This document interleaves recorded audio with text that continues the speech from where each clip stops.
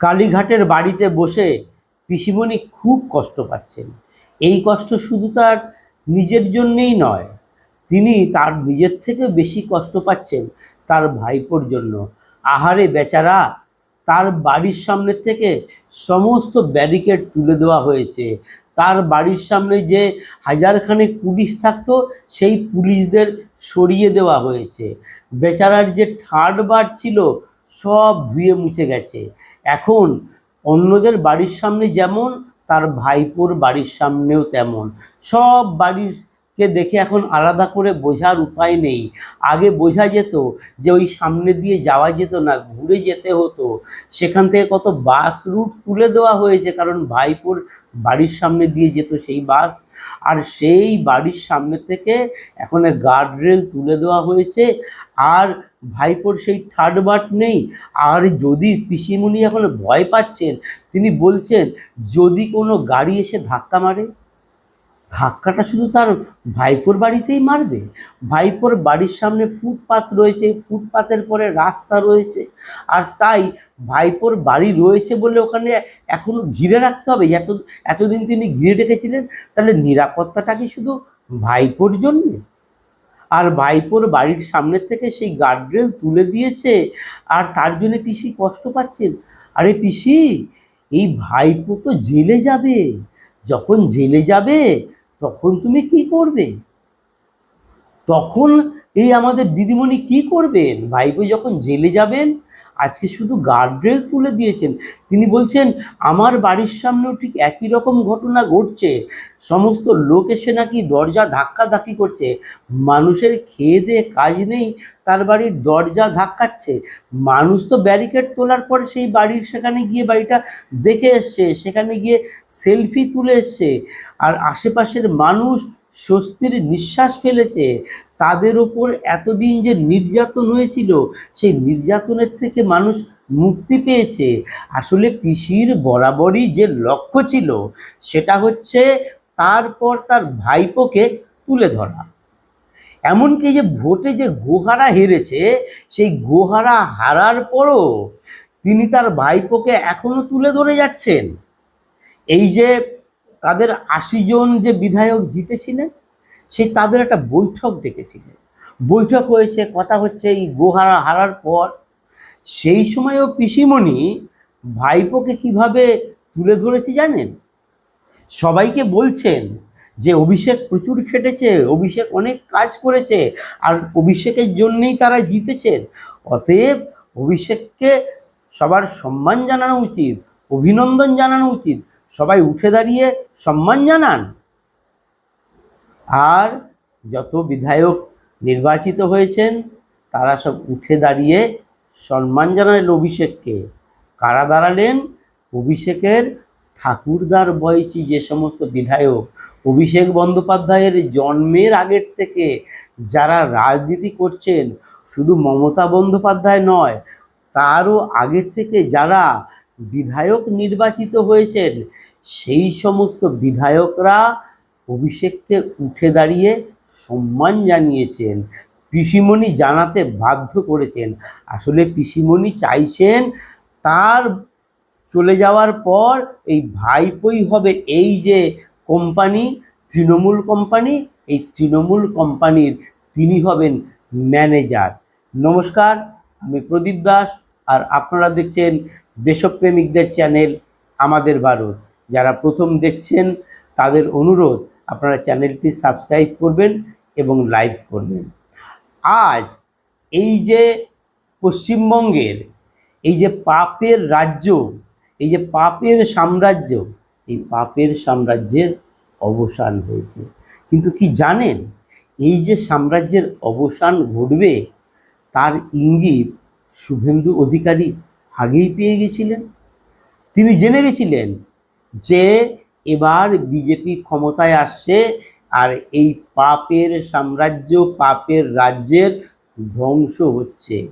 এই রাজ্যে কত মা তার সন্তান হারিয়েছেন, কত স্ত্রী তার স্বামী হারিয়েছেন, শুধু তাই নয়, কত মহিলা নির্যাতিত হয়েছেন এবং তাদের শেষ করে দেওয়া হয়েছে, তাদের মেরে ফেলা হয়েছে। সেই যে পাপের সাম্রাজ্য, তার অবসান হয়েছে। শিক্ষকদের চাকরি চুরি হয়েছে, তাদের চাকরি বিক্রি করা হয়েছে, সেই সাম্রাজ্যের অবসান হয়েছে। তৃণমূলের আমলে তার ব্লক স্তরের নেতা থেকে আরও নিচু স্তরের যে নেতারা, তারা মা বোনের ওপর কত অত্যাচার করেছে সে ব্যাপারে মুখ খুলেছেন তৃণমূলের একসময়ের মুখপাত্র রিজু দত্ত। তিনি এখন তো খোলাখুলি বলছেন, যিনি আগে চ্যানেলে বসে তৃণমূলের পক্ষে গলা ফাটাতেন, আজ তিনি বলছেন যে এই ব্লক স্তরের নেতাদের দ্বারা এবং তারও নিচু স্তরের নেতাদের দ্বারা মা বোনেরা কতটা অত্যাচারিত হয়েছেন। চরম নির্যাতনের কথা তিনি এখনো বলতে পারছেন না, সেটা তার মুখে হয়তো বাজছে, সেই দলে তিনি ছিলেন, কিন্তু কতভাবে অত্যাচার করেছে আজকে তার দলের লোকেরাই বলছে। তো এই পাপের সাম্রাজ্যের অবসান হয়েছে, আর এই সাম্রাজ্যের যে অবসান হবে তার ইঙ্গিত শুভেন্দু অধিকারী আগেই পেয়ে গেছিলেন। তিনি বলছেন যে এই যে আমরা যেটা করি, আমরা কোথাও যদি বেরোই বা শুভ কাজ শুরু করি, তখন কি করি? আমরা দেবতার আরাধনা করি, তার পুজো করি বা তাকে প্রণাম করে আমরা বাড়ির বাইরে যাই। তো এই যে বিধানসভা ভোটে শুভেন্দু অধিকারী যখন ভবানীপুর থেকে এই পিসিমণির বিরুদ্ধে লড়াইতে নেমেছিলেন, প্রচারের প্রথম দিনেই তিনি গেছিলেন কালীঘাটে মা কালীকে পুজো দিতে। সেদিন তিনি পুজো দিতে গিয়ে তার যে অনুভব, যে অনুভূতি হয়েছিল, তা শুনলে অবাক হতে হয়। মানে সত্যি অবাক কাণ্ড এবং অলৌকিক কাণ্ড সেদিন ঘটেছিল। শুভেন্দু অধিকারী বলছেন, তিনি যখন মাকে প্রণাম করছেন, প্রণাম করে তিনি উঠেছেন, তখন তার হাতে মায়ের পা থেকে একটা পদ্মফুল এসে পড়েছিল। আর সেই সময়ই তিনি ইঙ্গিত পেয়ে গেছিলেন যে এবার রাজ্যে বিজেপি ক্ষমতায় আসছে। ভবানীপুরে তো তিনি জিতছেনই, রাজ্যে বিজেপি ক্ষমতায় আসছে। তাই কাউন্টিংয়ের দিন একটা জিনিস আমরা সবাই খেয়াল করছি, তিনি বলছিলেন না যে এখন আমরা জিতছি, এরপরে আমরা হারবো, তারপরে আমরা আবার ধীরে ধীরে বাড়তে থাকবে, মুসলিম এলাকায় যখন ঢুকবে তখন ওদের ভোট বাড়বে। আসলে তিনি পুরোপুরি বিশ্বাস করেছিলেন যে মা কালী তো তাকে বার্তা দিয়ে দিয়েছে যে শুভেন্দু অধিকারী জিতবে এবং বিজেপি রাজ্যে ক্ষমতা আসবে। তো বিজেপি ক্ষমতায় এসছে, তো ভয় আউট, ভরসা ইন হয়েছে। এবং ভরসা যে ইন হয়েছে, সেই কালীঘাটের মন্দিরে গিয়ে তার উপলব্ধি করেছেন বিজেপি বিধায়ক তথা এখন মন্ত্রী, যিনি মন্ত্রিত্বের শপথ নিয়েছেন গতকাল, সেই অগ্নিমিত্রা পাল। তিনি সেখানে গিয়ে দেখেছেন মানুষের মনে আজ ভয় নেই।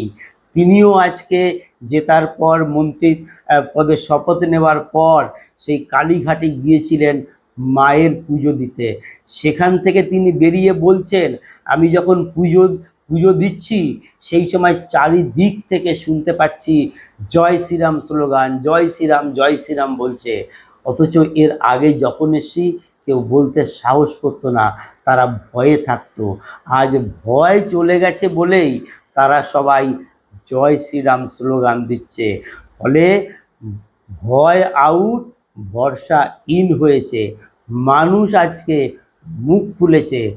মানুষ আজকে এই যে এতদিন ধরে এই সরকারের বিরুদ্ধে কেউ কথা বলতে পারতো না, সেই জায়গায় মানুষ আজকে একেবারে মুখ খুলে এই পিসির অপশাসনের কথা তুলে ধরছে।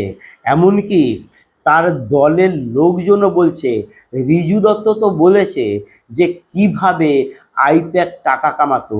আসলে আইপ্যাকের মাধ্যমে এই যে পিসিমণি বাকি টোটাল রাজ্যে, সারা রাজ্যে একটা ব্যবসা চালাতো।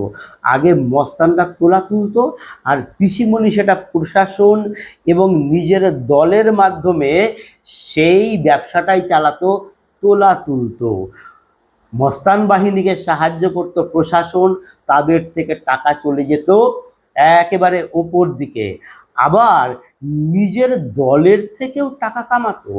ঋজু দত্ত বলছেন যে তাকে নাকি বলা হয়েছিল আইপ্যাড থেকে ডেকে যে আপনার ডেবরার সিট কনফার্ম, আপনি ডেবরাতে দাঁড়াচ্ছেন। তো তিনি সেখান থেকে বেরিয়ে এসছেন, পাশে আরেক ঘরে তাকে ডেকেছে, ডেকে বলছে আপনার তো কনফার্ম, কিন্তু এই সিটটা পেতে গেলে আপনাকে 50 লক্ষ টাকা দিতে হবে। ঋজু দত্ত চোখের জল নিয়ে, কারণ তিনি এতদিন ধরে তৃণমূলের হয়ে গলা ফাটাচ্ছেন, পিসিমণির কাজের তিনি জাস্টিফাই করছেন টিভিতে বসে যে না ঠিক করেছেন, তাকে বলা হচ্ছে 50 লাখ। তিনি চোখের জলে বাড়ি গিয়ে মা এবং স্ত্রীকে জানিয়েছিলেন, তারা নাকি তাদের গয়না দিতে চেয়েছিলেন যে ঋজু দত্ত জিতবে, জিততে গেলে আরও অনেক কিছু হবে। তো ঋজু দত্ত শেষ মুহূর্তে নাকি সিদ্ধান্ত বদলেছেন, তিনি এখন চোখের জলে বলছেন, কিন্তু তার সেই মূর্তি তো আমরা দেখেছি যখন টিভিতে তিনি বলতেন, তো তিনি বুঝতে পেরেছিলেন যে জেতা যাবে না, আর তিনি জানতেন যে এটা একটা টোপ, তিনি পেতেও পারেন নাও পারেন। তিনি বলছেন যে একটা বিধানসভার জন্য 4 জনের নাম করা হতো এবং 4 জনকেই বলা হতো যে একদমই টিকিট পাবে না, তার থেকে 20 লাখ চাওয়া হতো, তারপর এটা উঠতো, রেট উঠতো, এবং এই টাকার বিনিময়ে মানে দলের যে টিকিট সেইখানেও ব্যবসা ছিল। আর এই টাকা যেত কোথায়? পিসিমণিরা কি জানতেন না? সব জানতেন। ফলে এই রাজ্যে একটা পাপের রাজ্যে পরিণত হয়েছিল। আজ বাংলার মানুষ পাপ মুক্ত হয়েছে, আজ মা কালীর কৃপায় পাপ মুক্ত হয়েছে। ফলে বিজেপি যে লড়াই করেছে, এই যে সাধারণ মানুষ যে ভোট দিয়েছে আর এই সরকারটা গেছে, এর উপরে দেবতার আশীর্বাদ ছিল। দেবতার আশীর্বাদ ছাড়া এই সরকারকে সরানো সম্ভব হতো না। তো মা কালী সেই কাজটা যে হচ্ছে তার ইঙ্গিত শুভেন্দু অধিকারীকে আগেই দিয়েছিলেন, এবং এখন শুভেন্দু অধিকারী মা কালীর সেই আশীর্বাদ নিয়ে আজ রাজ্য পরিচালনা বলবো না, সেবা করা। কারণ অগ্নিমিত্রা পাল বলেছেন যে আমরা রাজ্য শাসন করব না, আমরা মানুষের সেবা করব। তো শুভেন্দু অধিকারী রাজ্য পরিচালনা তো করবেনই, কিন্তু আমরা আমাদেরও যে চাহিদা, তিনি এই কথাটা খুব সুন্দর বলেছেন যে শাসন নয়, সেবা করব। আমরা চাই এই রাজ্য সরকার, বিজেপির যে সরকার, সেটা মানুষের আশা আকাঙ্ক্ষা ধীরে ধীরে পূর্ণ করুক, কারণ এটা চট করে কিছু করা যাবে না। এই রাজ্যটাকে পিসিমণিরা শেষ করে দিয়েছে, পুরো ছিবড়ে করে দিয়েছে। তাই ধীরে ধীরে এই সরকারকে এগোতে হবে, তাকে আমাদের সময় দিতে হবে, আমাদের অপেক্ষা করতে হবে সুদিনের আশায়। আমার এই প্রতিবেদন যদি ভালো লাগে তাহলে লাইক করবেন, আপনাদের মতামত জানাবেন এবং অবশ্যই শেয়ার করবেন। নমস্কার।